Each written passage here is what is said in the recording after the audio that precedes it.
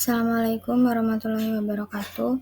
Izin memperkenalkan diri, nama saya Azarin Adiala Wijaya dengan NIM 2511111320004 dari Program Studi Kedokteran Gigi, Fakultas Kedokteran Gigi, Universitas Lambung Mangkurat, Angkatan 2025. Sekarang saya akan menjelaskan dan memaparkan terkait dengan PowerPoint yang telah saya buat, yaitu tentang sistem uropetika untuk memenuhi tugas kuliah saya. Jadi di sini yang pertama saya akan jelaskan mengenai definisi. Jadi definisi dari sistem uropoetika itu adalah sistem dalam tubuh kita yang berfungsi untuk membentuk urin dan mengeluarkannya keluar tubuh.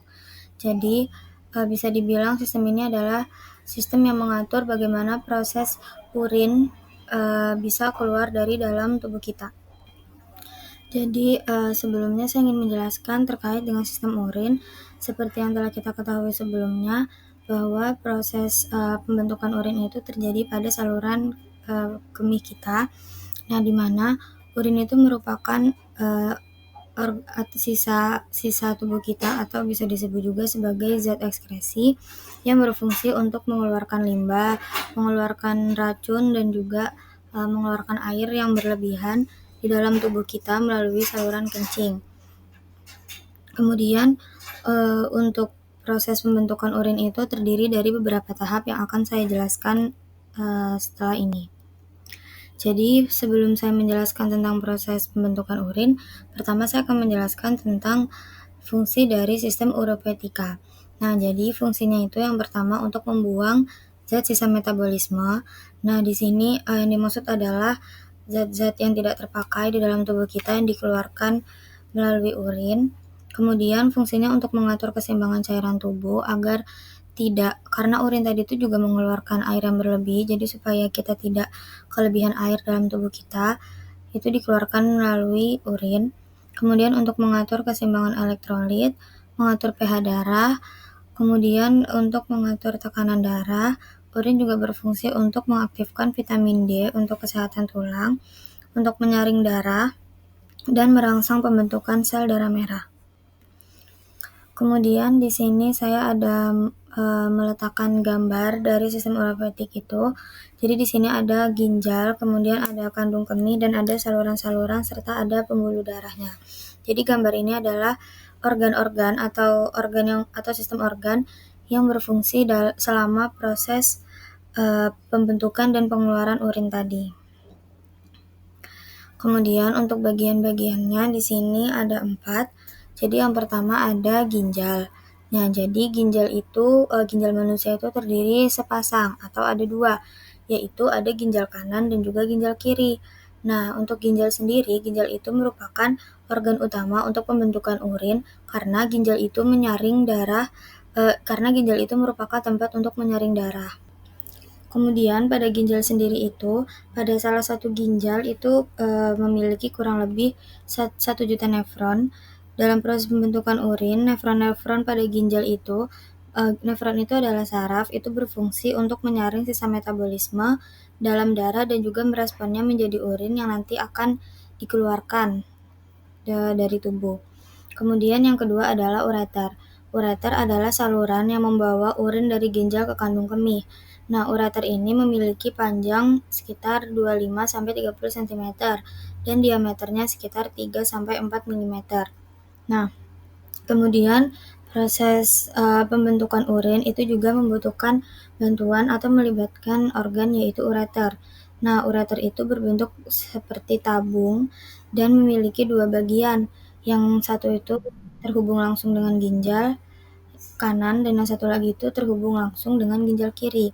Nah, ureter ini seperti yang tadi saya jelaskan itu berfungsi untuk menyalurkan atau membawa urin dari kedua ginjal tadi ke kandung kemih. Jadi urin yang telah diproses di dalam ginjal oleh nefron ginjal tadi akan disalurkan ke kandung kemih dan organ yang bertugas untuk menyalurkannya adalah ureter. Nah, kemudian di ureter itu terdapat otot di dindingnya atau di dinding ureter, dan otot-otot itu akan berkontraksi selama menyalurkan urin dari ginjal ke kandung kemih. Nah, setelah disalurkan atau setelah berkontraksi, ototnya akan berelaksasi dan sehingga urin akan turun dari ginjal menuju ke kandung kemih. Kemudian yang ketiga adalah kandung kemih. Nah, jadi kandung kemih itu adalah tempat untuk menampung urin sementara. Kapasitas dari kandung kemih itu sekitar 400 sampai 600 ml. Nah, jadi setelah diproses oleh ginjal, urin itu nggak langsung dikeluarkan oleh tubuh. Kenapa? Karena urin itu perlu disimpan dulu di dalam kandung kemih. Nah, jadi kandung kemih itu terletak di antara tulang panggul dan memiliki struktur atau bentuk itu seperti balon yang elastis. Bentuknya itu bisa terisi atau melebar apabila terisi urin dan kemudian akan mengecil kembali jika tidak ada urin atau urin itu sudah dikeluarkan. Nah, biasanya kandung kemih itu tidak sampai penuh. Jadi kayak kalau misalnya sudah terisi setengahnya, itu dari kita sudah ada dorongan untuk mengeluarkan urin. Kemudian saya akan menjelaskan kenapa urin itu yang sudah diproses oleh ginjal itu tidak langsung dikeluarkan oleh tubuh. Jadi uretra atau organ selanjutnya itu adalah uretra. Nah, uretra itu adalah organ yang dia itu tidak boleh basah. Jadi apabila urin itu dikeluarkan secara terus-menerus tanpa ditampung dulu di kandung kemih, maka uretra itu akan basah terus-menerus, dan itu tidak boleh karena basahnya uretra itu bisa menimbulkan atau memancing bakteri-bakteri jahat yang bisa menyebabkan penyakit pada bagian uretra. Kemudian bagian yang keempat adalah uretra. Nah, jadi uretra itu adalah saluran terakhir atau saluran luar yang berfungsi untuk mengeluarkan urin dari tubuh. Uretra pada pria lebih panjang dibanding pada wanita.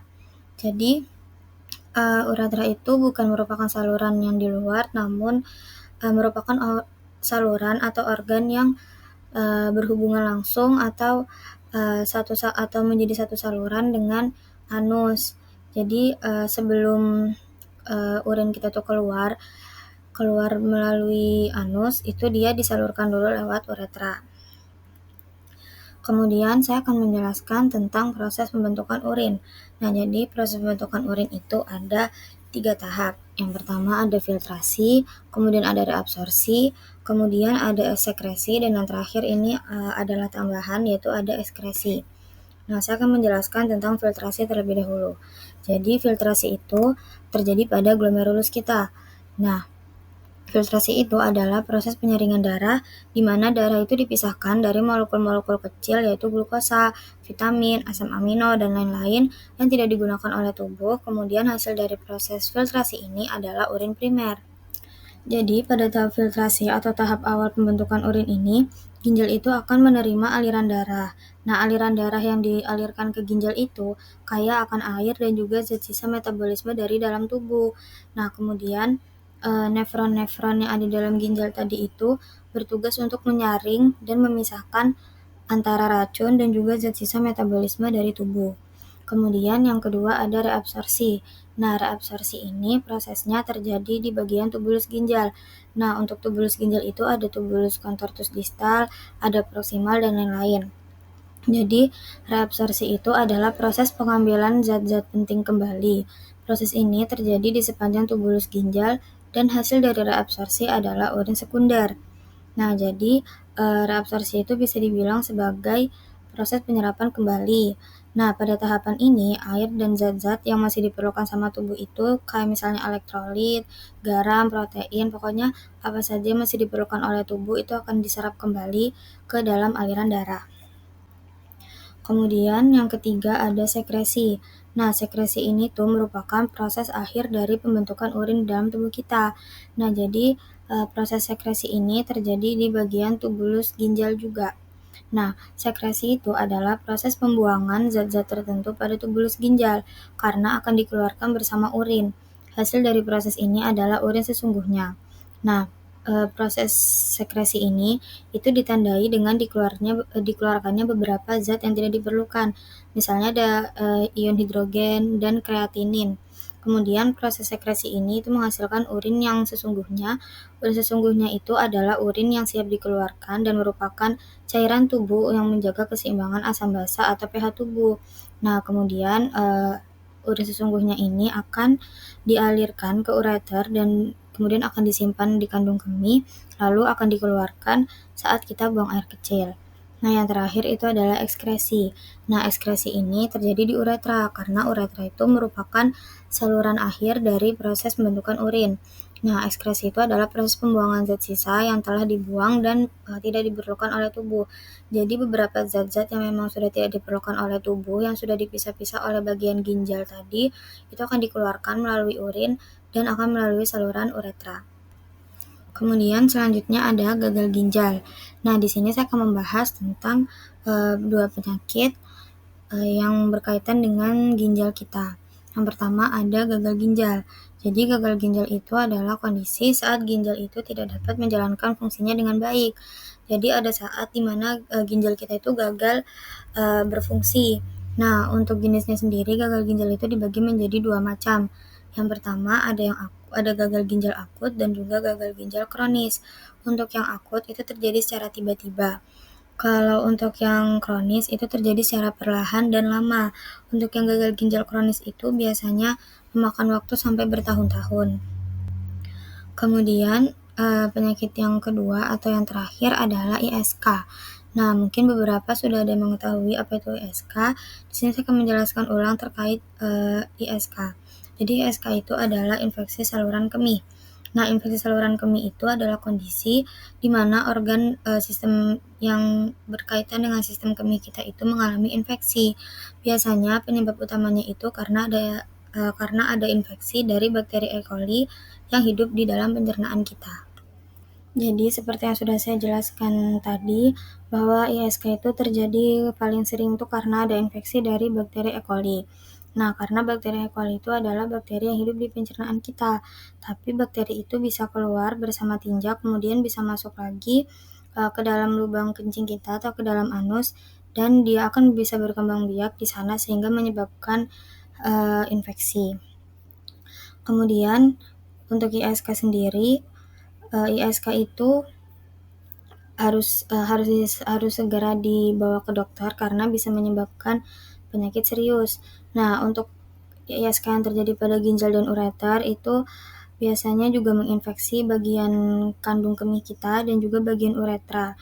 Itu juga disebut sebagai ISK bawah.